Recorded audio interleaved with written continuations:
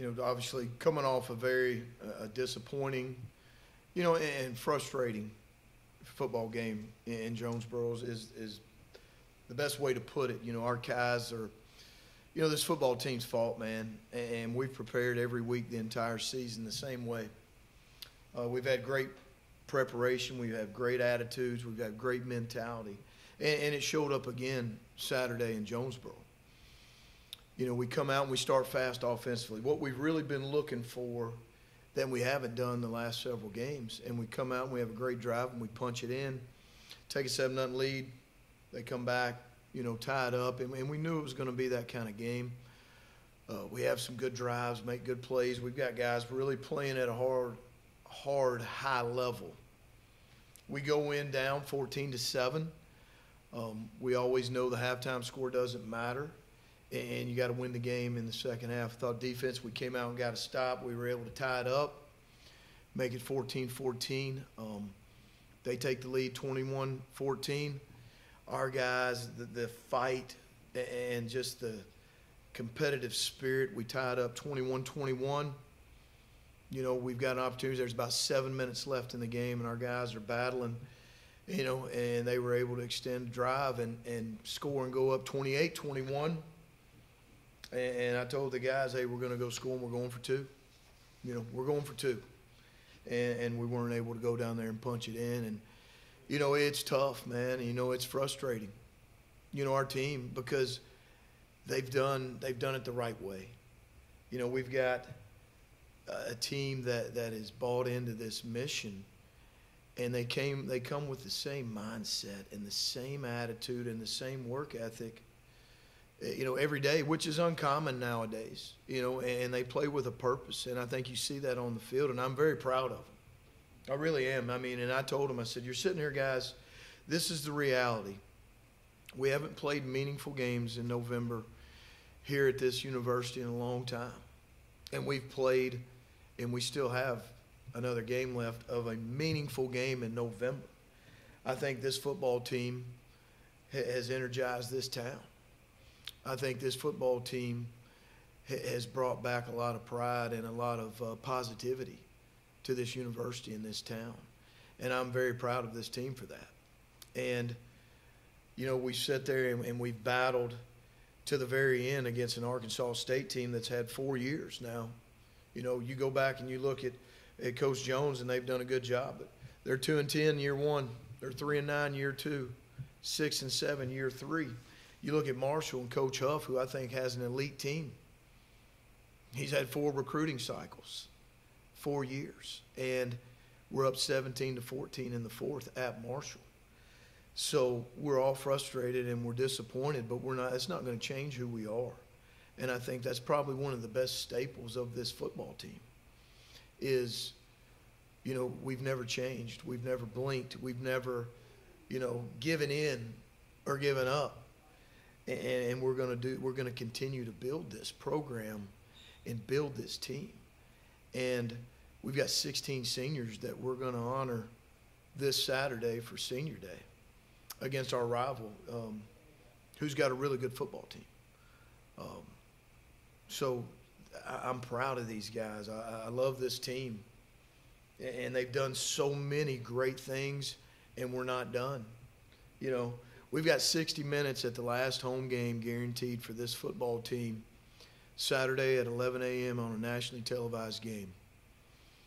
We're 4-1 at home in the Malone House of Pain that we feel like we've established a tradition of how we play at home. This is the best football team that's going to come to Monroe this season.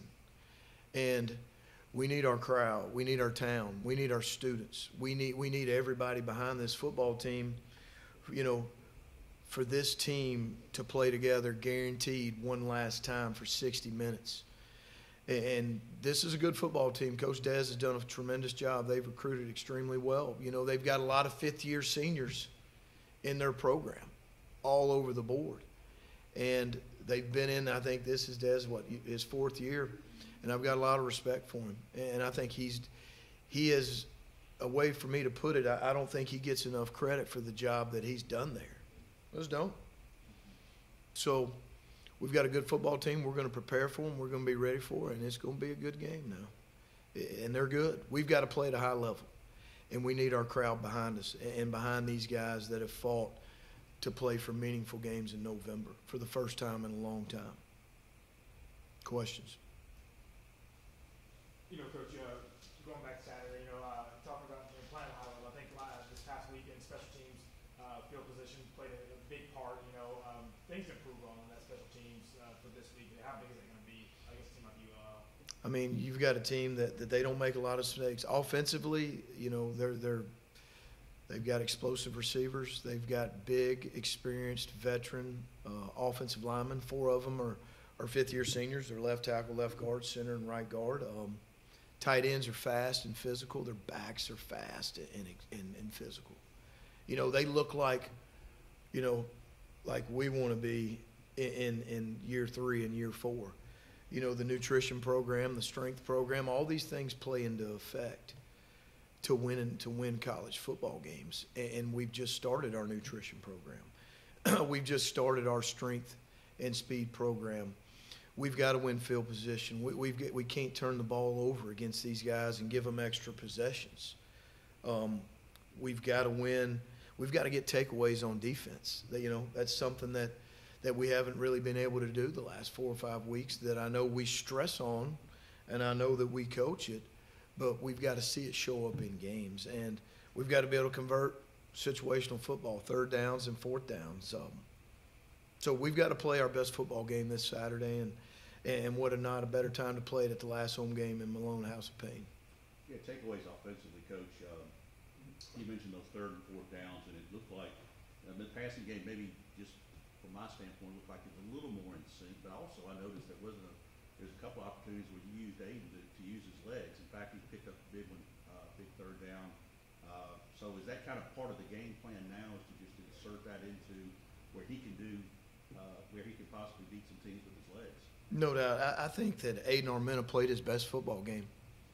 I think the game for the first time this year slowed down to him. And I thought he made great decisions. I thought he made some really good throws on time, and then he extended some plays on 3rd down, even 4th and 5. But I thought Aiden Armenta played his best game and took a huge step. And when the game starts to slow down for you, and the only way it slows down is through experience. And, Aiden's a redshirt freshman, and he played his best game. And then, now the challenge is to play your best game this Saturday. And all of this experience and growth and development is part of building a program. And I think that, I was extremely proud of him and his toughness because, it's a physical game. He made some tough runs. He made some physical runs. He made some good decisions. And I was, very pleased with, his development and where he's at. Even during this losing streak, is it still a confident team? I think so. I mean, we had all the confidence in the world that we were going to beat Arkansas State. We really did. And our guys will be the first one to tell you, we felt like we let it slip away. We had opportunities that, again, it always comes down to the little things.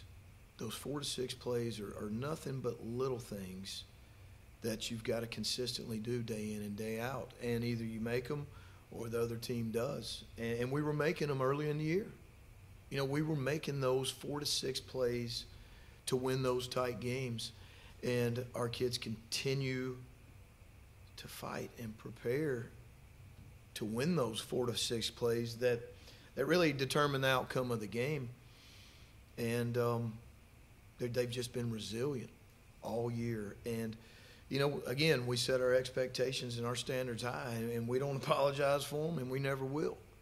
And we're still here 1 game away from doing something that hadn't been done but one time in school history, and it's year 1.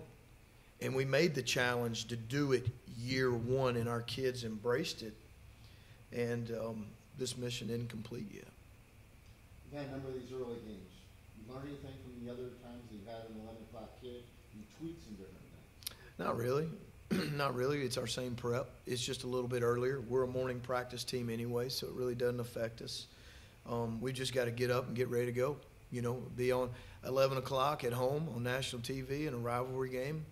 What else can you really ask for? It's been banged up. Hunter Henry playing his old team. You see more a role for him this week. We wish, you know, I think it's still day to day right now. I think he's a big piece of us being successful in a lot of different ways.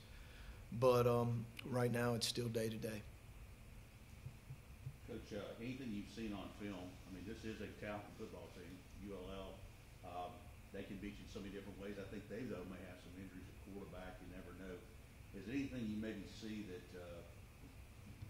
as far as inside out, whatever you could do to try to maybe, is it middle open, anything, without giving away too much, anything you've seen on film? You know, I think these guys, it all starts up front in this league, and you see it week in, week out, that all the good football teams in this league, which really all of them, they're really good up front. So their length and size up front and interior, they're both 6'2", 6'3", 310 inside. They're 6'4", 6'5", long, athletic guys. Put it like this, you know, Tulane ran a jet sweep to the field, and the field defensive end tackled him for a 3-yard loss. And Tulane's jet sweep guys pretty fast. So these guys, hey, when you're in year 4 and year 5 and you build it the right way and you have a nutrition program and you have a good strength program and you're coached well, this is what you see. This is what you see, and we're going to see it Saturday. This team, this is a good football team. They're one win away from having an argument to be in the CFP. Then their only loss, them being, you know, 10-1 with a loss, a tight loss against Tulane when Tulane scooped a fumble up and returned it for a touchdown. That's the difference in that game. So we got to play at a high level, and our kids are excited. You know, we understand what's in front of us. We understand the opponent that's coming in. So let's get ready to play. Talk about the learning process. Do you have a conversation with Harding when he has a fumble again early on, or is it just how does that play out? Well, I think anytime that, you know, there's failure, and whether it's one run, you know, or one turnover versus 29 other rushes, you always got to continue to preach, you know, ball security, because he's still a true freshman. You know what I mean? And look, he runs the ball, and his determination and his toughness as good as any back that I've ever coached. And he is a great teammate. He loves his teammates. He does things the right way. He's so hard on himself that, you know, you just got to continue to teach the technique and reemphasize it, and he's as hard on himself as anybody. You know, see him bounce back after that fumble in the first half, and open the first drive in the second half, bottled up, breaks a long run, tied it in 14. You know, just to talk about owning the mistakes, and embracing them and learning from, you know, to see him bounce back, you know, it didn't affect me. That's a good sign, isn't it? It's a championship sign is what it is. You have a young true freshman running back that's carrying the load, and I know that he's a tremendous player, but he's still a true freshman. He's learning, but he's learning also at warp speed, and that just shows the mentality and the mental toughness that he has, because he wanted to come back and make up for it the next 20 snaps, and that's really who he is. And that's another thing that when you look at, we've got a redshirt freshman quarterback that started his first 7 games of his career in the growth, in the build. We've got a true freshman running back. We've got a young guys. We've got Jake Godfrey out there catching touchdown passes and making plays. He's a redshirt freshman. We've just got a lot of guys out there. There's so many positives, too. I know we all focus on, you know, the win or the loss because it's a big deal. That was going to get us, you know, the next win. And our kids understand that. But there's so many positives, and there's so many promising things for the future of this program, of where we're going. Coach, there is a lot of, obviously he's one of the best freshmen in the country, but James Jones, Fauntleroy, Bennett Galloway, you got some guys that can run this football, and I don't know if you have any plans for them, but I tell you, it's good to know that you at least got that kind of depth going into this late in the season. We do, and that's, you know, we've done a great job of trying to limit those guys. We knew going into Arkansas State that Ahmad was going to have a lot of carries. You know, did I think it was going to be 30? I didn't. I thought it was be 20 to 25, but when the guy's sitting there and he's running through them, and our O-line and tight ends and our receivers blocking on the edge, I thought did a tremendous job. But when you're seeing the wheel and you're tied 14-14 and 21-21, and you're protecting your defense, trying to keep them fresh to finish, and you're averaging 6 yards a rush, you keep going, because the real ones get stronger as time goes, and that's what was happening. You know, we just haven't been able to play complementary football in key moments this year, and just key moments. And what I mean by that is, you know, we're up 17-14 at Marshall in the fourth, and we've got the football. It's where you got to go score, and you go up 10. But then when you don't, and you got to punt it, then they would go score, and that's where, you know, I think that it goes back to so many things, from your nutrition program to your strength program to your depth. We've got a football team that's beat up with not a lot of depth, that is playing with everything they got, every snap. And that's the beauty of this group is, you know, they're warriors. They're warriors, and they're fighting for a common cause. And, yeah, we've come up short a lot of times. We have. But we tee it back up, and we come right back at it, because this is a journey, and this is the first phase of the journey. And this team has re-energized this town and this program in Northeast Louisiana, and this is phase one, and we're not done. You talk about re-energizing the town, you know, look at the stands Saturday, and just consistently throughout the entire game, just the support and the yelling. It was a fun road game, you know. Be back home for the game like this, rivalry game. You know, I see the guys walking around today, and they're excited. As you mentioned, they're excited. They're high energy, you know, not hanging their heads. You know, it's good to be back home in this type of game, isn't it? It really is. You know, our crowd and our town has just really made a tremendous difference. Such a positive impact. The South End Zone squad, the student section, our home stands. I mean, they've made a major impact on our players in this program. We've set some attendance records that hadn't been seen around here in a while, and that's part of building it. And I wish, you know, we are fighting with everything we got to do it overnight. We are. This staff, this town, these players, our administration. I mean, we're fighting with everything we got to do it overnight. And we got 60 minutes left to try to do it again. But we're just getting started. We're just getting started. And our expectations and our standards, they're never going to change. We're going to raise them. Coach, all you have to do is look at the scores from Saturday. I mean, this is, I don't know, the programs you've been in, have you been in a conference from a parity standpoint like the Sun Belt? I mean, Texas State goes into Atlanta, gets beat by a two-win Georgia State team. I mean, this is, I've never seen anything like it. And then you see, you know, Texas A&M get beat by Auburn. Mm-hmm. I mean, so, I mean, that maybe I know your players don't get them compared in scores, but you got to feel pretty good about the way this team, and they have to feel good about the way they've competed. That's if you look at the whole body of work and where we're coming from and where we started. I think Marshall, you know, is obviously, I think they'll play for the conference championship, and we're up 17-14 in the fourth, you know, at their place. I think that you're going to see Lafayette, ULL, or South Alabama play. We're up 17-14 on South and didn't play really good in the second half, and we'll find out this Saturday how we match up with these guys. But the Sun Belt is, you've heard me say it before, the Sun Belt is the SEC of the group of five. You look at Conference USA from top to bottom, you look at the American from top to bottom, and you look at the Sun Belt from top to bottom, and I think it speaks for itself. It speaks for itself, and every Saturday is a war. And they're all built right. You know, they're all built right. They've got nutrition programs. They've got great strength programs. These guys have had years to build the roster, majority of them. Even Major Applewhite, it's his first year, but he's been there going on 4 years. He was just elevated, so the strength program and the nutrition program and the kids and the recruiting's been the same. So, yeah, we want it overnight, trust me. And that's how we work, and that's how we train, and that's our mentality. But we're not going to stop until we get there.